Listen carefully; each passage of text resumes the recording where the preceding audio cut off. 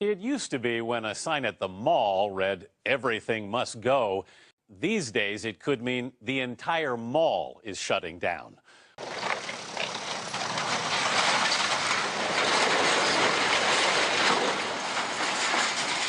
These are the ruins of a dying culture, the American shopping mall. This was a working fountain, wasn't it? Yeah. Many years ago? It definitely was. I remember Woolworth being here, and then they brought that skating place in. Audrey Caligari grew up outside of Toledo. The mall was always the place to go. And like many of her generation, she spent much of her teenage years hanging out at the mall. It was always busy. I mean, you couldn't even get parking spots a lot here. I probably spent most of my paycheck in my high school years at JCPenney's and Petrie's. Audrey wasn't alone. Everyone wanted to go to the mall. We need it in. We need to shop now. For half a century, the mall was the mecca of our booming consumer society. There's pants and burgers. Yeah, lots of space in this mall. A fact celebrated in many a popular movie. This place has got everything.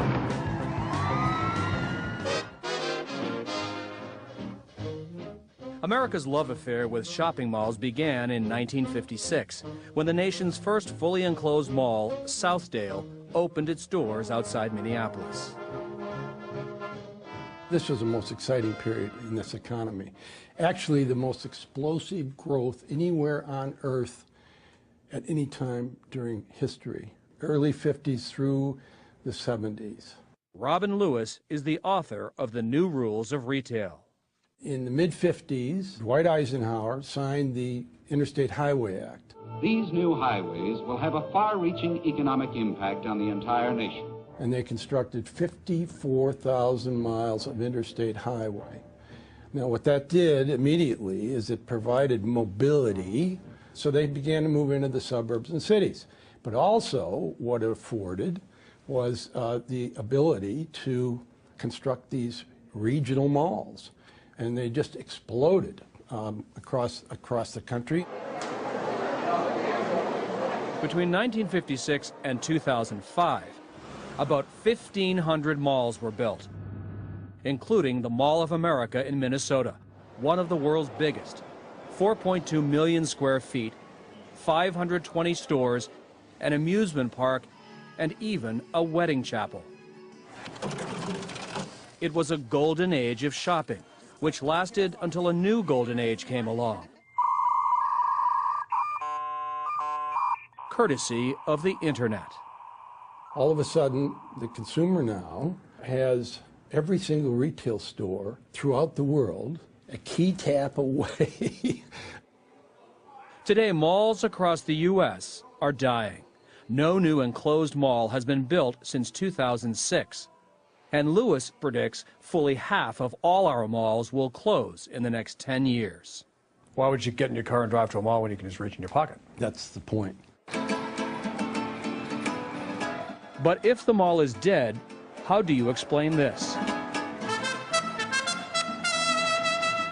On the outskirts of Atlanta, we found one formerly dying mall that's thriving. Where some saw financial ruin, Jose Legaspi saw opportunity. The color, the items, that's what brings people from afar into this area. In 2005, he took over a struggling generic mall and transformed it into Plaza Fiesta, designed specifically to meet the needs of an exploding Hispanic population. Legaspi has turned dead space into successful Hispanic malls in several cities with large immigrant communities. Looking to expand, he discovered the Hispanic population around Atlanta had nearly quadrupled between 1990 and 2000. But one thing was missing. Part of the culture of the Hispanic community is one of family.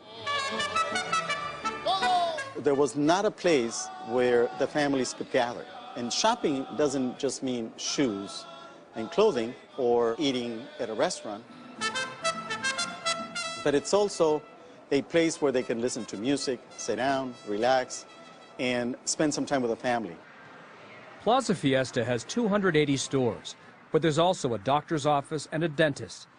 There are hairdressers, money wiring services, everything you might find in a Mexican village. There's even a bus station to bring customers in. The mall had more than 4 million visitors last year. It's more than one-stop shopping, it's a one-stop experience. It's a one-stop experience. The strategy here, paying attention to a changing America and giving customers something they can't get on their computer, may also be the key to reinvention at other malls in other places, says Robin Lewis. If some of these malls are going to have a second life, what are the keys? Experience, entertainment. If we're going to drag them away from their smartphone and shopping on the internet, you got to give them a reason to spend the time to go and make the effort to go there. And the only way they're going to do that is if there's a fun thing going on. And an experience you can't get. You can't get online. Exactly.